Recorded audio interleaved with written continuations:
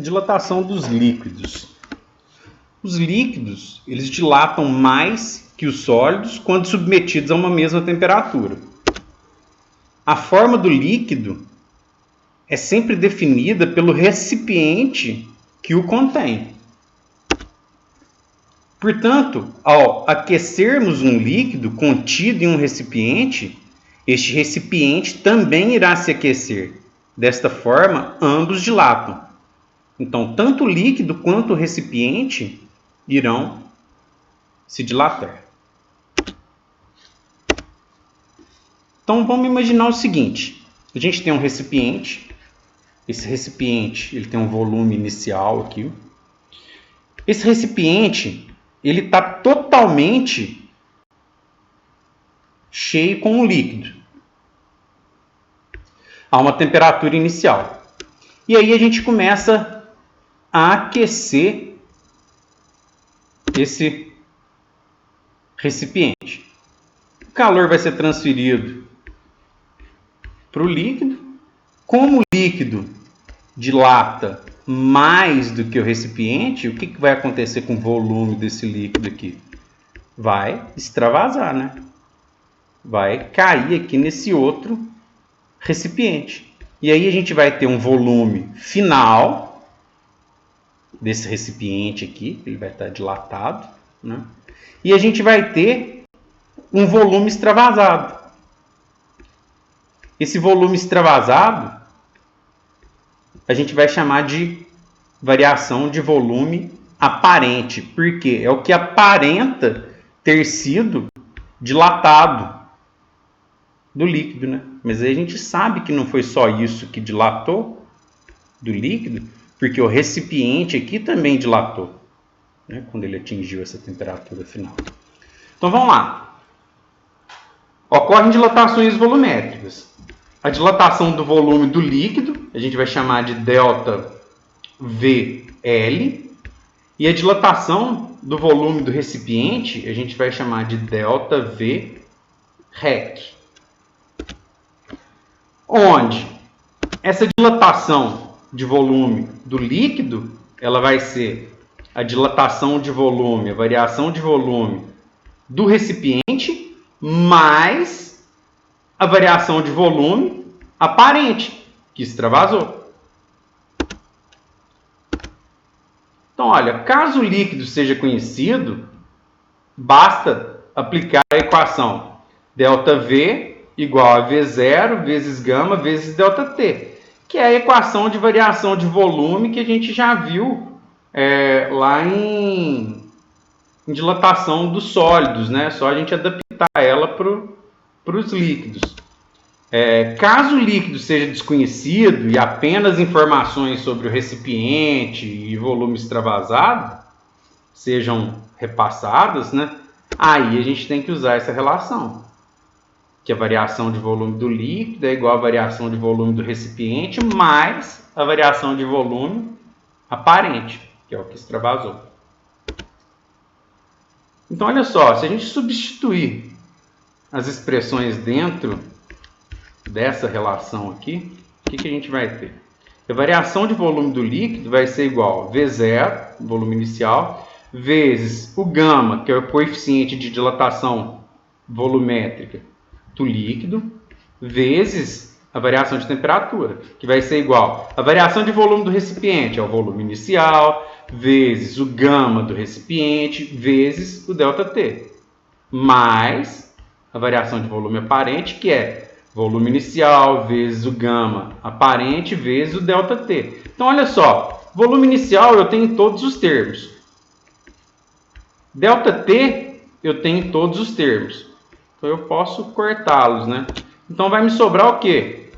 Que o coeficiente volumétrico do líquido ele é igual ao coeficiente volumétrico, coeficiente de dilatação volumétrica do recipiente, mais o coeficiente de dilatação volumétrica aparente.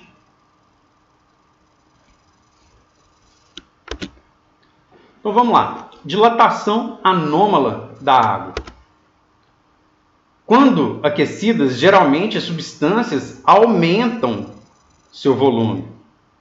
Isso a gente viu quando a gente estudou os sólidos aí, né? Principalmente os metais, que a gente focou neles. Sempre que a gente aumentava o volume, aumentava a temperatura, a gente aumentava aí, né, as dimensões, né? Tinha uma dilatação proporcional à variação de temperatura. A água, ela tem uma peculiaridade, pois no intervalo de 0 graus Celsius a 4 graus Celsius, ao ser aquecida, ela sofre uma diminuição. Então, se a gente pegar um gráfico aí de volume por temperatura, nesse intervalo de 0 a 4 graus Celsius, o volume da água diminui. Após esse intervalo, ela segue aumentando seu volume da mesma forma que as outras substâncias. Mas nesse intervalinho aqui a gente tem uma dilatação anômala, né? Então, olha só. Situação análoga é o resfriamento entre 4 e 0, né? Onde vai haver aí o aumento do volume de água, né? Então, olha só. O que acontece? Vamos analisar aqui, ó, um copo com gelo. E a gente deu um zoom para verificar a estrutura, a molécula de água do gelo, né? Dá para observar que existe grandes espaços aqui, né, entre as moléculas que estão fortemente ligadas, né? Nessa figura 1 aqui, no estado sólido, a água apresenta ligações de hidrogênio, as chamadas pontes de hidrogênio, que criam estruturas cristalinas bem definidas, aumentando o espaço entre as moléculas de hidrogênio, de água, né, que são 2 hidrogênios, H2, e ó, o oxigênio. Consequentemente, isso faz com que o volume do sólido aumente, né? E olha só, quando ocorre a fusão da água, quando a água está passando de sólido para líquido, então ela está ali ao nível do mar, em 0 graus Celsius, na hora que ela passa para líquido, durante esse intervalo de 0 a 4 graus Celsius, aí, quando ocorre a fusão da água por aquecimento, uma parte das ligações de hidrogênio se desfaz. Então há a quebra dessas pontes de hidrogênio, causando a ruptura dessa estrutura cristalina e deixando as moléculas desorganizadas. Dessa forma, os espaços vazios que existiam no cristal de gelo são ocupados por moléculas. Observe que isso diminui o volume em relação à primeira situação. Então, a gente analisando aqui a primeira situação, a gente tem uma distância maior entre as moléculas por elas estarem bem estruturadas devido às pontes de hidrogênio. Quando acontece o rompimento dessas pontes de hidrogênio, essas moléculas ficam desorganizadas e acabam se aproximando umas das outras, diminuindo esse volume da água, nesse intervalo de 0 a 4 graus Celsius. Então vamos lá, fenômenos relacionados. Em locais com invernos rigorosos, comumente se observa lagos congelarem apenas a sua parte superior, pois o gelo formado é menos denso que a água, então ele sobe, né, e é isolante, dificultando, né, o congelamento de todo o lago, e assim mantém-se flora e fauna aquáticas, né? Então pode até pescar aí, né, num lago congelado.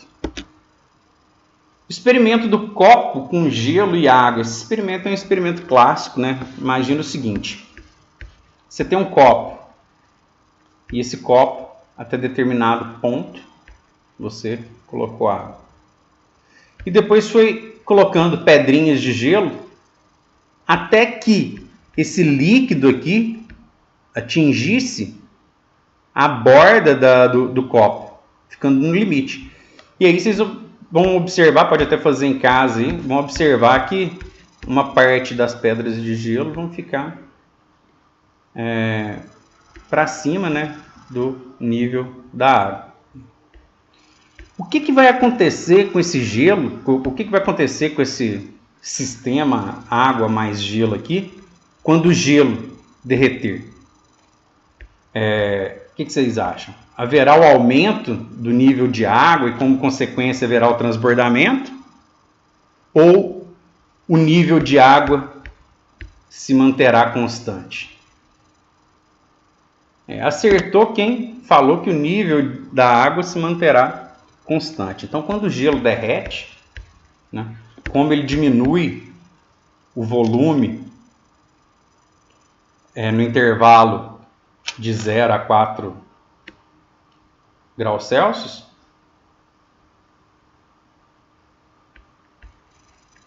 não vai haver o extravasamento de água aqui no copo. Então, olha só, vamos relacionar esse experimento com o nível de água dos oceanos. Então, no Polo Norte, ou Ártico, a maior parte do gelo está sobre a água do Oceano Ártico. Sobre a água não, né? Sobre e sob.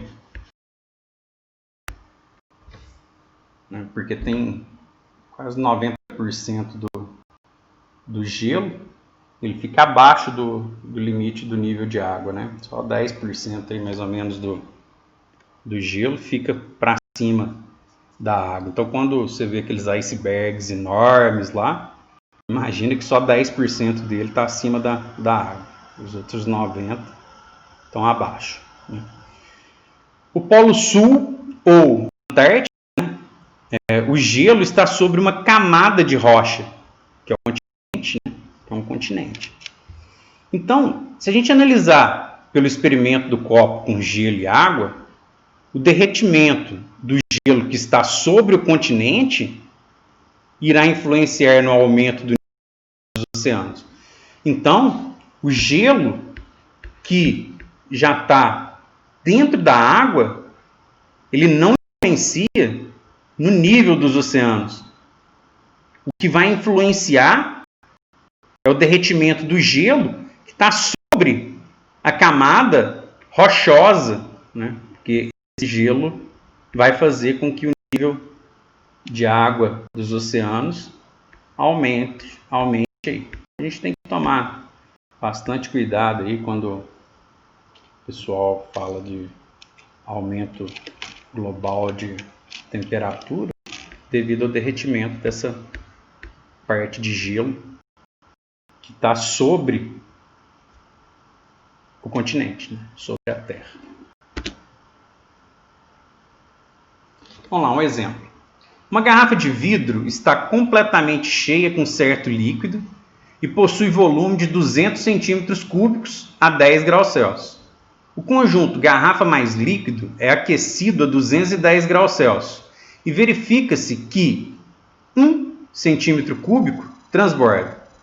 Considere o coeficiente de dilatação volumétrica da garrafa igual a 1,7 vezes 10 a menos 5 graus Celsius a menos 1 e determine o coeficiente de dilatação volumétrica do líquido, aparente e real. Então vamos lá. Resolução. Item A. O volume transbordado é o volume aparente. Então, variação desse volume aparente é igual ao volume inicial vezes o coeficiente de dilatação volumétrica aparente vezes o ΔT. Então, o problema me deu o volume extravasado, que é 1, transborda, me deu o volume inicial, que é 200 centímetros cúbicos, e me deu a variação de temperatura, 210 menos 10, 200. Dessa forma, eu consigo chegar ao resultado de que o gama aparente vai ser igual a 2,5 vezes 10 a menos 5 graus Celsius a menos 1. Letra B. Utilizando a relação entre os coeficientes, eu consigo determinar aí o meu coeficiente real, que é gama do líquido igual ao gama do recipiente mais o gama aparente.